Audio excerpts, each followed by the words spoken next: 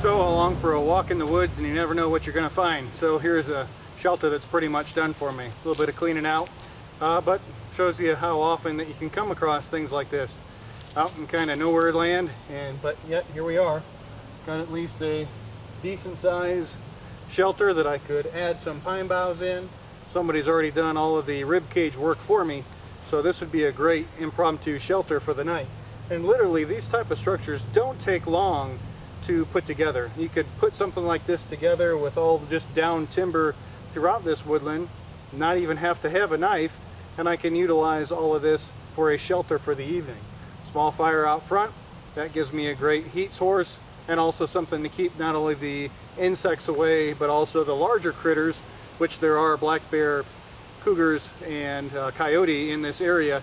So all of those things the fire is going to help keep them at bay. I get the insect factor away with the smoke, and I've got a shelter if I get into a rainstorm. So great find, something that you can come across, that's for sure. Easily enough, I can plus this up a little bit and make it a shelter for the night.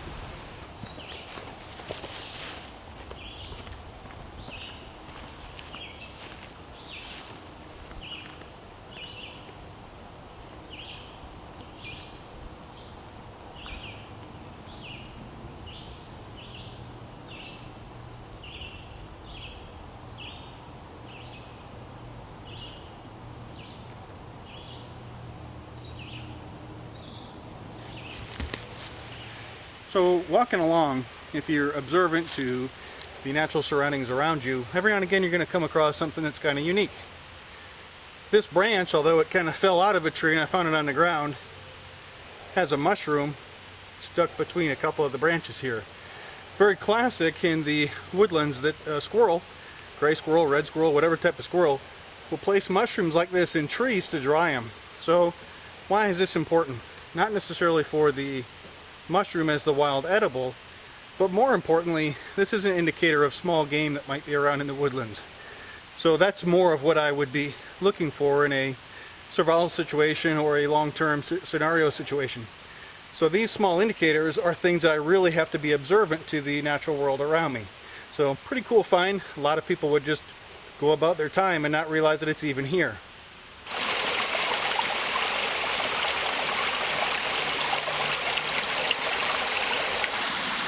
Can't beat this area that we're in right now. Got a beautiful creek here that we've got for water collection. I can use it to cool off with. It's pretty much mountain cold water.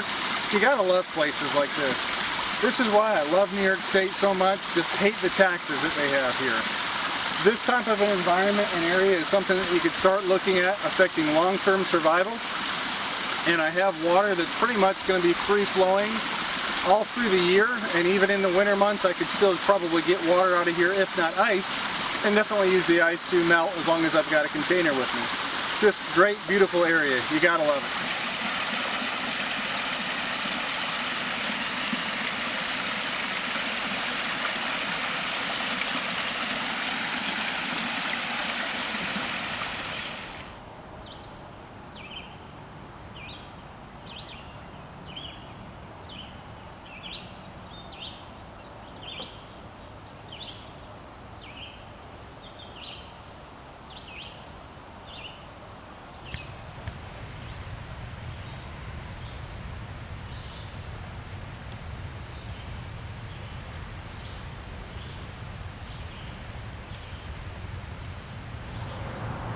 Okay guys, this is what I got down here on the ground, and I'll move the camera in just a second and get you a better view here, is what's called the high mountain blueberry.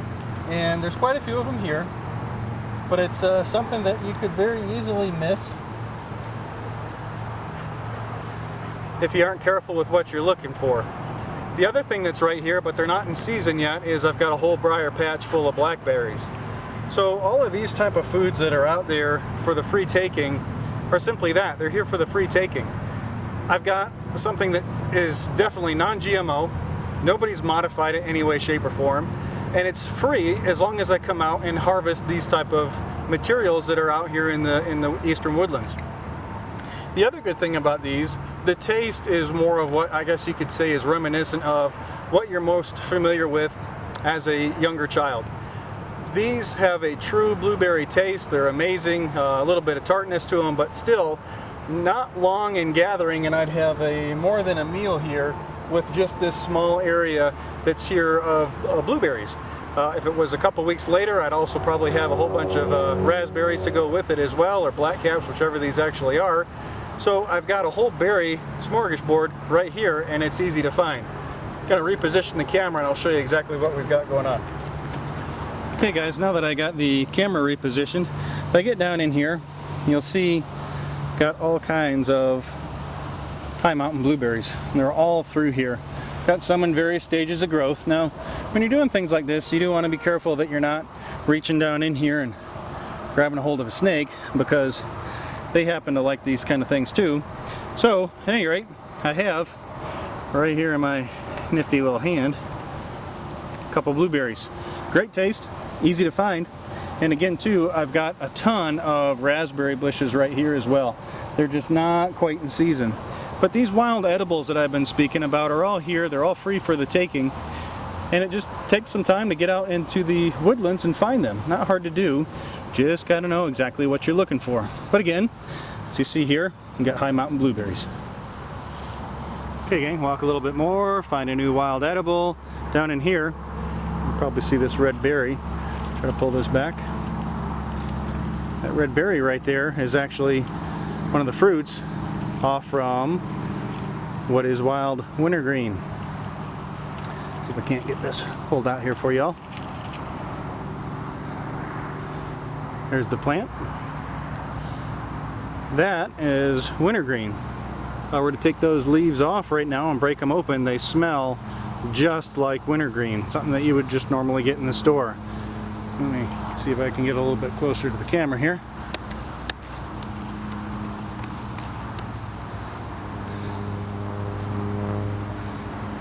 So, again, we've got wild wintergreen, just another wild edible off the forest floor here, and it's actually gone to berry, so makes an easy thing to identify. You've got the dark green waxy leaves. If I break those open, it's going to have the aroma and smell of wintergreen. And this is another great treat this time of the year, and really any time of the year in the eastern woodlands. I can just harvest right off the forest floor. So another great find, just pays to show. If you're looking down and finding your different areas of where you're walking, there's all types of these type of treats that you can find to eat and have for sustainment.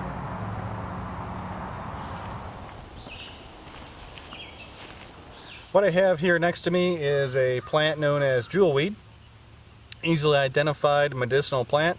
It's a good one to know for a couple reasons. First of all, it already is a warning flag that I probably have someplace in this same general area, a poisonous species of plant. Poison ivy, oak, poison sumac, something along that lines. They all contain the same poison. I've talked about that before on the channel. So, jewelweed is very easily identified. I'll get you a closer view of this here in a few minutes. So what I'm looking for is a yellow in color plant. They could range from yellow to orange. They're usually speckled on the front, opened, kind of like a pitcher. The leaves are a darker green on the top, and if I turn this over, you can see that it's a lighter shade of green there on the bottom. The parts that I want to utilize from this plant is actually the entire stem and leaves. If I take that, crush that all up, and I have an afflicted area of poison ivy someplace on my body, I take and run that all over that area as a salve or as a covering, and that's going to help to draw out that wet injury that I get from the blisters and from the burning sensations of the poison ivy style plants. So jewelweed is a great one to know, easy one to identify, and it's a great medicinal plant that I can do a lot of different things with. So I'm going to get the camera rearranged, we'll get a closer view of this, and we'll look at jewelweed a little bit closer. Got a great specimen here of jewelweed, which is a medicinal plant. Something very important to consider when you find jewelweed is now I have a plant that will deal with wet type of situations. And what I mean by that is usually, typically when you see jewelweed, close to it you will normally find things like poison ivy, poison sumac, any of those varieties of poisonous plants. Jewelweed is nature's curative of both of the afflictions that you can suffer if you're exposed to the toxins that are in either poison ivy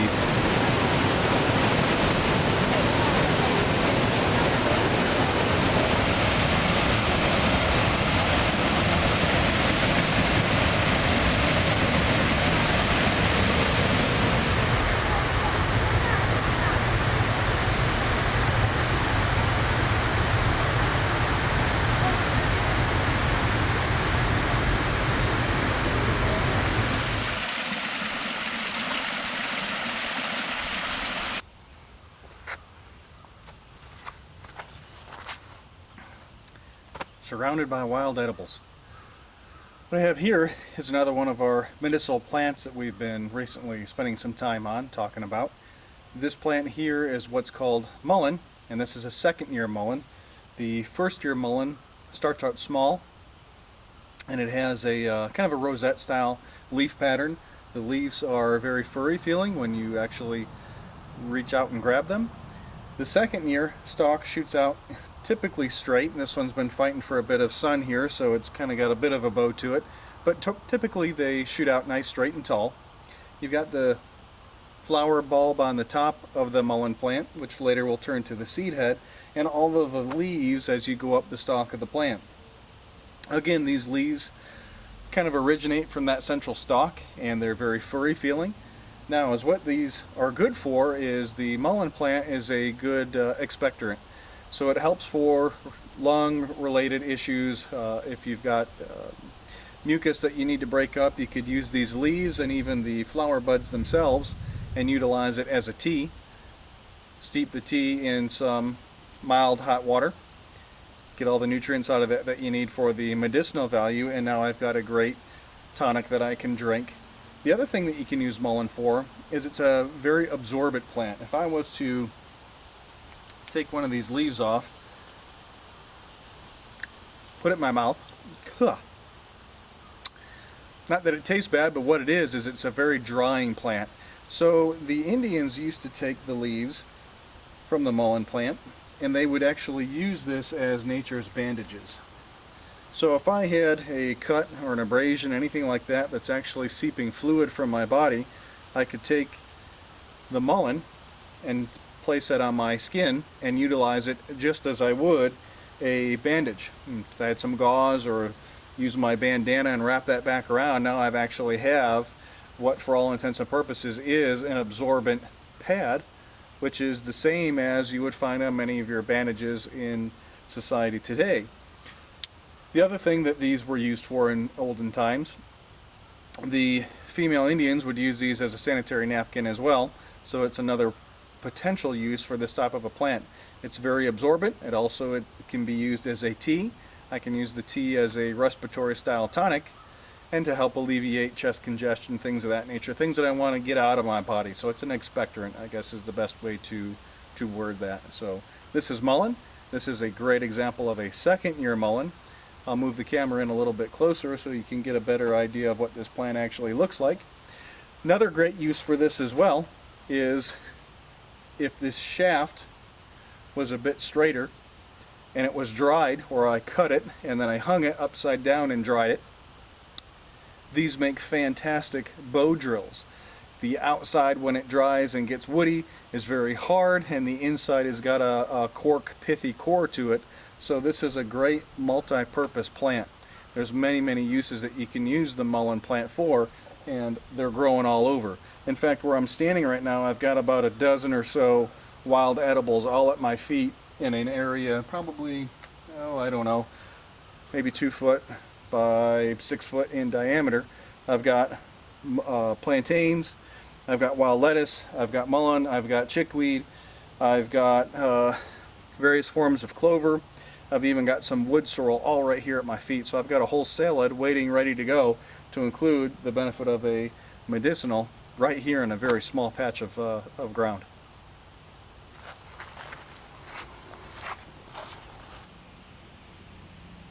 So here's a bit closer view of the flowering stalk of the mullein plant. You can see that it's kind of almost looks like a seed pod, where I have the yellow flowers that are getting ready to come out. Sometimes these are really loaded with flowers, and other times they are not. Again, you can use these flowers as a tea, brew up the tea, and I can use that as a expectorant to help break up chest congestion.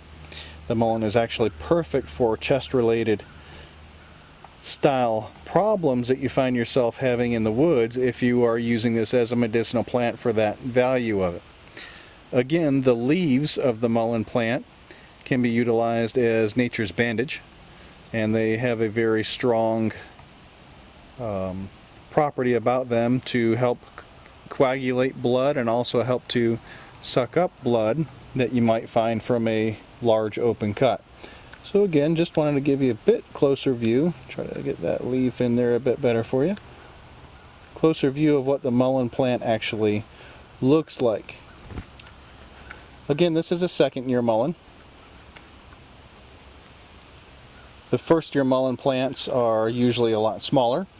They're more low to the ground. They still have the same leaf structure, but they don't have the tall central stalk. This is the second year, like I've said, so it does have the central stalk of the plant. Not too often that you can find a whole field full of red clover, but that is exactly what we've got here. Red clover pretty much as far as the eye can see.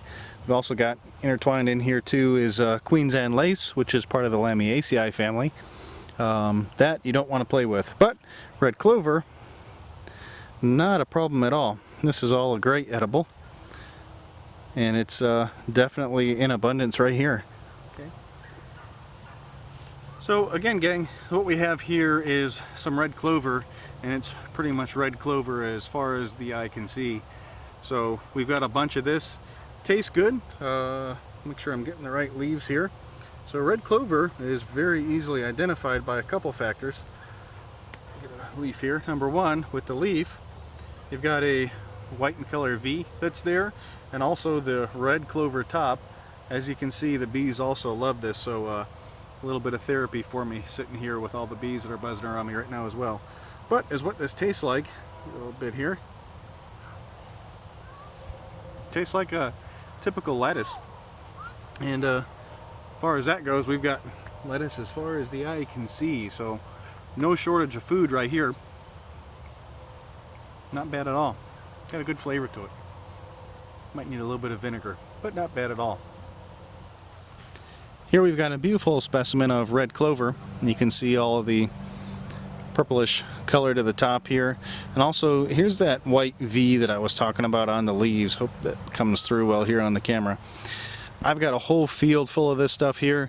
Not the greatest tasting, but it is absolutely a wild edible. It is something that you can add to your bag of tricks, and it's very easily found. So again, this is red clover. It's part of the clover family obviously. The whole plant, leaves, flower head, and even the stalk if you choose, is all part of that edible. So we've got pretty much food for days here.